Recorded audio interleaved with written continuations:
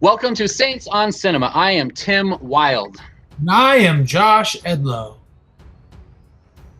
Yeah, and tonight we are doing a two or more witnesses discussion on the amazing, highly anticipated and excited Christopher Robin. Is it Robin or Robbins? Robin? Robin. There's only one of them. So Christopher Robin, which Josh and I, if you watched our Revelation episode on the trailer when that came out originally, we're very excited and optimistic about this movie. And now we're going to give you our full reaction, having seen it, in this spoiler-free conversation. And we're going to do two videos. This one is just completely spoiler-free. If you're watching one that's longer, then it'll say spoiler-free and spoilers discussion. If it just says spoiler-free, then you just watch that and then go see the movie and tell us what you think. Unless we tell you not to go see the movie, there's your cliffhanger for later. Wow. All right. So first of all we want to do in this video is just talk about just our general impressions of the movie and how we felt about it. If it's worth seeing in the theater, that's what we really get to in our discussions. But also, I just want to talk about the characters, things I really liked and otherwise about the characters. And now, before we get into it, just keep in mind that this franchise was very dear to the hearts of both me and Josh. Am I right, Josh, or am I speaking for us ignorantly? No, that's very true. Winnie the Pooh was a major staple of my childhood. Staple. Wow. So it was a staple in Josh's life, just like the staples in Pooh's stomach that kept seams from coming undone, so his life would have been undone if it wasn't for Winnie the Pooh.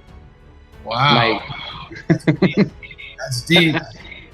All right. Anyway, so going into it with that premise that Josh and I love these characters, I was always so touched in every Winnie the Pooh movie because there was a tender place in my heart for keeping that inner childhood, that connection to your imaginary experiences, the creations of your life, your toys and the adventures you went on, and that was what always dear to me, and that's what I love about this story. And I've never watched one of the main movies, the original ones by Disney, not all the spin-off series that they've done, but the main movies. I've never watched one without crying.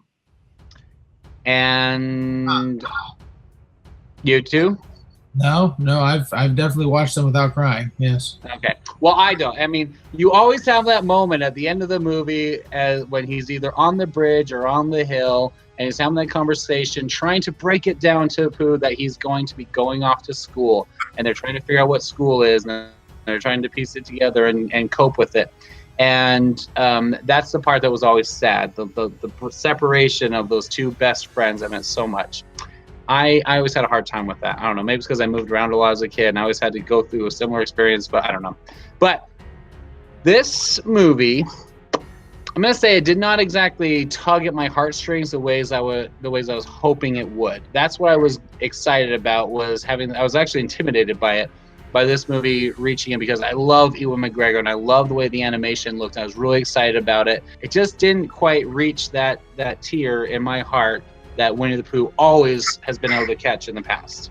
Did you feel at all like that, or is that kind of how you got out of it? I know obviously you're too macho to cry in a movie, but this movie, so it was different for me. Like, it wasn't there were a couple of scenes that did tug at the heartstrings, but it was a different feeling just because of the way that the story was and the different place that Christopher Robin was in his life, and the different issues that he was dealing with. In this movie, I felt like it did tug at my heartstrings at certain points, but I think it was a different type of feeling for me than the original movies. There was some nostalgia to it, which I thought was nice and cute and fun, but it was a different feeling that I was expecting to get out of it. Was it satisfying emotionally for you? Yeah. Yes. Here's my problem, and this is why I struggle with how I feel about the movie. Is I have very high expectations. I have a very emotional reaction to the original movie, so I don't know how much of my, I wouldn't say dissatisfaction, but I was not as satisfied as I would hope. But I think that some of that may have been the fact that I was I walked in thinking that it was going to blow my mind and it was going to be a great continuation of my childhood, and it did not meet the expectation that I was expecting, but it was still good. Also, I had some problems with the story that we'll probably get into in the spoiler version of the video. But overall, I'm glad I saw it, and I'm glad I had. I'm glad I got to share it with my kids, and I thought that the characters were well done. Okay, agreed. I think that's where I was at too. I think I had an expectation, not because we watch trailers and we get too overhyped and we have too high expectations for certain movies, but this is a franchise, this is a piece that Disney has always been able to hit me. And I think that's why I went into it expecting to be hit, and I wasn't. And I think if it was compared to like a regular movie, it would have been emotional enough that I would have been very satisfied. But for a movie about Winnie the Pooh, it didn't hit me where I needed it to in my heart. So I don't know. That's how I felt as well. And you mentioned going with your kids, and I took my kids tonight. Let me ask you, how did the kids in the theater or your kids react to it? Did they enjoy it, laugh? So it's interesting. My oldest son said he felt it was just okay. And my girls seem to like it, and my youngest seemed to like it as well. But I don't know if my youngest necessarily, like my youngest two, even remember watching the original Winnie the Pooh. It's not a staple of their childhood to watch it. They've seen it, but it hasn't been something they've seen over and over again, one that they watch over and over again. So that was their reactions. I didn't get as strong a reaction as I thought I would. And I didn't have as strong a reaction as I thought I would. What about the jokes and the dialogue? Was it well received? Was there laughter in the theater? Yeah, there was a little bit, not as much as I would have hoped, but yeah, there was some good things. And I thought that there were definitely some scenes that were sad. Like there was just this movie if I had a word to describe it, I'd say the movie was just sad. Yeah, you know, most of it. It was a sad movie, a sad state of affairs. But not like Winnie the Pooh, which is a fun adventure that ends with, well, the story's over, we have to grow up. It's just it wasn't sad like that, where you had a fun, entertaining ride, and then at the end there's a twist where you're like, oh, he's going off to school. The whole tone of this movie was sad and kind of dismal. I agree. Yeah. Now, do you feel it's a little too much like Hook? Because that's what the perception was, and that's how I was comparing to Hook the whole time. But do you feel it's too much like that? No, I don't think it was anything like Hook. Anything like Hook? No, I don't. Because I have a list of things that were reminding me of Hook completely. Yeah, I didn't think so, and the reason I didn't think so is because, granted, this is a situation where, like Peter Pan, Christopher Robin is kind of trying to find himself and who he was, so there's that. But it was a completely different movie in that he just didn't know who he was. He didn't even realize that that's who he was or where he came from. And Christopher Robin, his story is more about he knows where he came from. He just is having a hard time in adulthood holding on to those things that were important to him when he was a kid. Fair enough. I just think there was a lot of imagery and a lot of the tone and some of the scenes that were kind of set up very similarly. That kind of, I don't know if it was a rip-off from Hook, but it was definitely a version, a recreation of it. So I think. Here's the thing about Hook that I think is different than Pooh, is that you have to go in to Christopher Robin and understand that this is a movie that's going to tug at your heartstrings, because if you're an adult who has the weight of responsibility and you've grown up and you've kind of changed who you are to be kind of more grown up and responsible, and you look back and it's kind of depressing because you look at it and you're like, man, it's true. Well, like what happens in the movie is true. It's a commentary on what happens to us, and I'll get into the undertones of it as well that annoy the crap out of me. But like, there's a lot of that too, and be prepared for that, because it's also a commentary on capitalism as well and that stuff, which is always annoying. But I think it's more a commentary on what happens to us as we grow older. And because of that, the movie takes a tone that is very sad and depressing throughout, with a twist at the end that makes it kind of more hopeful. But at the same time, with Hook, like I felt like in Hook, you always had a hope that things were going to work out. And there was always entertaining, funny stuff going on. And there was always goofy, Robin Williams, who was just being goofy the whole time, and lots of funny characters. In this, it almost felt like Where the Wild Things Are, if you weren't watching that. Right. It was just sad. Great movie, sad, So there's just one thing I want to talk about without going into the spoilers of any specifics. Obviously, we know from the trailer that it's been very clear that the animated characters are alive, and in the trailer, it shows that they're in the city and going around, and people can see them. It shows that, right? I don't think it shows a lot of it, but yes. I mean, that's a right, maybe I'll save that for trailer or for. Never mind. I'll save that then. Okay. But yeah, I mean, something I liked about this movie is you do get a good chunk of a live action 100 Acre Wood, and you get small pieces of some characters that I wish had a stronger role, though. Yes. I think the main characters had, plenty of screen time. The ones that most people love the most had a lot of screen time. And that's not spoiling. We can say right there, Pooh was excellent. Pooh was really well done, very true to character. And I love that that Jim Cummings came back and did the voice. It was perfect. It was like watching a real Winnie the Pooh. It was great. And Eeyore was fantastic. Absolutely. And I remember in our Revelations discussion, that's what you were concerned about, him being way too, too emo. And he wasn't really like that. He had the dialogue, he had the clips that were really funny and engaging throughout all of the story, the whole plot. He was kind of there with his little Eeyore commentary, and I loved it. It was really funny. Yeah. I also thought that Tigger was well done. He's all right. He was kind of there, but not Tigger. He wasn't. I mean, he was just like the script for Tigger, but not. He wasn't like capturing or stealing the scenes like Tigger should. I don't mean like becoming the main attraction, but when Tigger jumps into the movie, remember he didn't come in until like the third chapter of the original movie, but then he stole the show. And I don't think he needs to be the center of the entire thing, like his own movie. But Tigger, when he's there, he's supposed to like capture your excitement, and I didn't really feel that. I thought he was well done. I thought that the guy hit the voice well. I thought that there were a couple scenes that were really great, but I do agree. Tigger in the original, he comes on and he is just, he's like ADD, super intense Tigger, on the verge of annoying Tigger. Right? That's kind of his part of his charm. And he wasn't that strong, but I felt he did well in that. And there was a couple of nostalgic moments in there that were really cool too.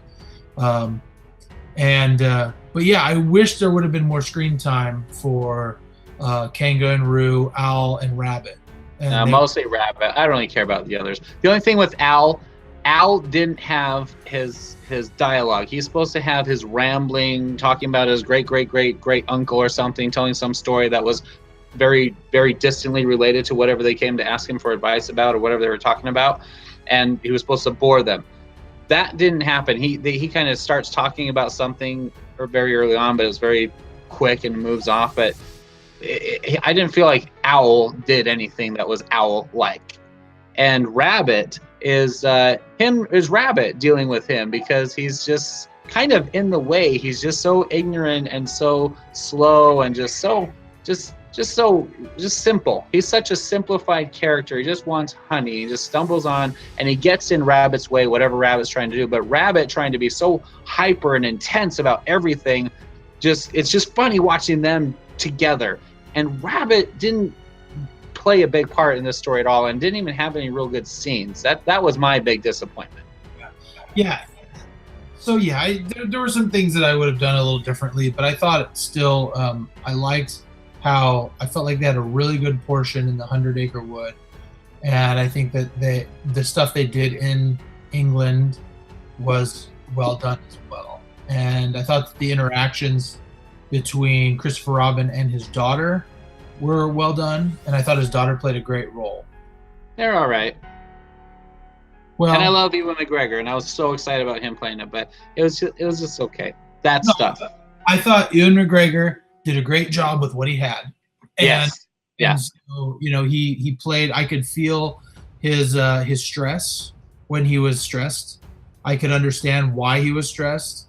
Uh, and why he was all frustrated. I could understand where he was coming from and how he was justified in his mind and what he was doing, Right. and it hit home for me because a lot of the things that he feels in his job, I have felt in mine. So, like in my life, and I think we all have, like all of us, we have responsibility, and we're trying to raise kids and do the right things, and still trying to maintain some level of sanity and maturity in our lives to be like, still childlike. Sometimes that goes away for a certain amount of time because of all the responsibility, and I think that he played that very, very well. Now we stopped going into the 5 categories that we used to rate our movies on when we were giving scores for our reviews. But I just want to mention a couple of things with some of those topics or the categories. But music, I didn't feel drawn in by the music, and I didn't even feel like it was very good music, like that was pulling me in, like a John Williams score or something would have done, similar to Hook. It just didn't grow or grip. I can't say grow. It just didn't like grab me. I hope it didn't And yeah, and the thing is I don't know if you noticed this, but in the very beginning part when I was trying to portray his being so distant in his family and everything, and the workaholic stuff and everything, before he got carried away on the adventure, there was no music. It was just all him walking around and talking at the office or with his wife and interacting with his daughter. There was no music going behind it, which I think can have an effect. But in this one, it just slowed down a very slow-paced movie that was already dragging. And I don't think he jumped into it with this excitement. The opening scene where it shows him with his friends, that's another problem. I think they jumped in to show the characters way too early. It was very like, there they are. They didn't ease into it and reveal the characters very excitingly at all, and I had a problem with that. But the tone, it just started, like you say, kind of dark. It felt like Up, in the movie Up, when they had this devastating opening. It was all sad and everything, and this wasn't like a sad opening, but it was very, it was a very melancholy tone, and you're just trying to think about all the things from what happened when he was a child to now him being grown up. Hook did the same thing, but they did it with a little more engagement, a little more enthusiasm. But you still could see where he was without it being so like, oh, you're killing me. Like it was an old British drama, and it just didn't move. It didn't get going fast enough for me. Yeah, I think it would have had a stronger effect if it did have a stronger score in the time when he's on his adventure. Like, yeah, because there's not a real strong contrast there. Because I feel if it picked up like Wizard of Oz, it's all black and white, and then boom, it explodes with all this color. They could have done something similar with the music. Go ahead, sorry. Yeah, so I think that would have been a better contrast, and I think that might have been what they were going with, right? Like at the beginning, to have no music is that, the music signifies, imagination and childlike humor and fun. Having no music is kind of gloomy. That's kind of where you want it to be, and then burst onto this thing and him trying to find himself. I also felt like in this movie, the finding himself took a long time to kind of go through and the struggle, which is fine. I mean, it told the story very well. I felt like the story was, basically him trying to find himself and go back to have a balance in his life, right? And that's kind of what he's looking for, and finding that balance. That basic concept of the story was told very well, but there was a lot of what is going on moments, and we'll talk about that. There were some, and there's some things I was confused about after I thought about it for a while. But overall, I think it's not so that we don't make this a super long, non-spoiler, spoiler-free video. Yeah. Don't give away too much.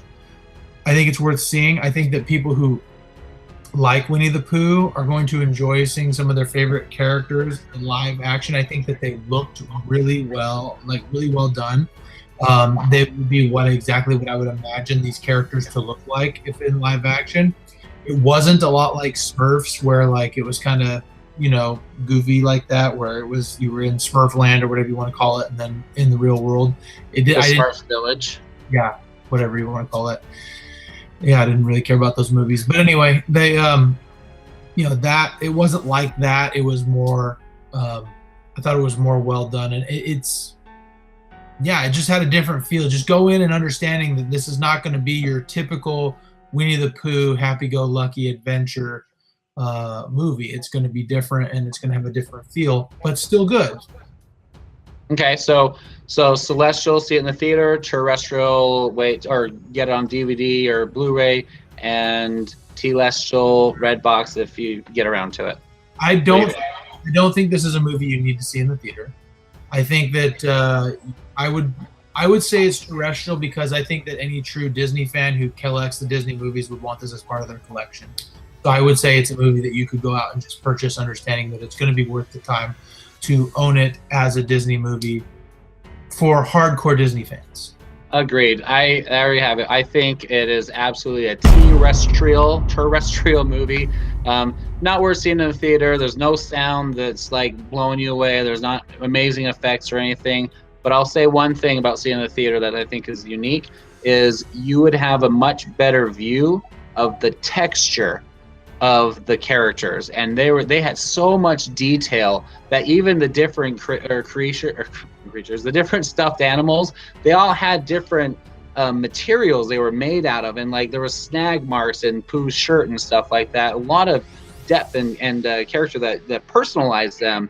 That was really cool. But to see the different texture that each of them had with the different fabrics that they were made out of was really cool. Did you notice that, how unique they all were? Some were a little smoother and cleaner than others. Yeah, I did notice that. And I also want to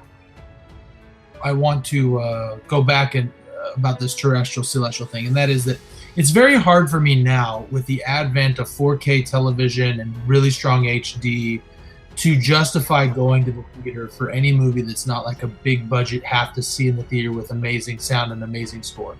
So with that understanding, like I just go to movies all the time, and so I'm gonna see it in the theater. But if you're someone who's a movie buff and you like going to the theater and it's something that you enjoy doing with your significant other, or you like taking your kids to a movie, this is certainly one that you can see in the theater and not feel like it was a waste of money.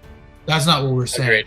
We're just saying that this is not a movie that if you're like looking for something to go out in the theater, you're much better to go see a Marvel epic or like a Skyscraper. Maybe I didn't watch your review because I haven't seen the movie yet, but like It's that experience, the visuals, the audio, the sound to be enclosed and captured in this movie. That's what the theater experience is for, and what we're talking about. This movie did not require that to enjoy it. Save your money, get it on DVD if you want to collect it, which you should. It's really good. Well, yeah. It's a movie that you're definitely going to want as part of your Disney collection. Okay. So there you have it. That's our spoiler-free review of Christopher Robin. And if you go see it and you want to come back and watch our spoiler version, you can either continue if you're watching this one that has the full-length review and discussion, or you can just come back and click on it, and we'll have the timestamp and to go forward in the video to the spoiler section. But we enjoyed it. It was fun. A little disappointing in a few things that we're going to get into now. But if you're just watching the spoiler-free version, then for Saints on Cinema, I'm Tim Wild.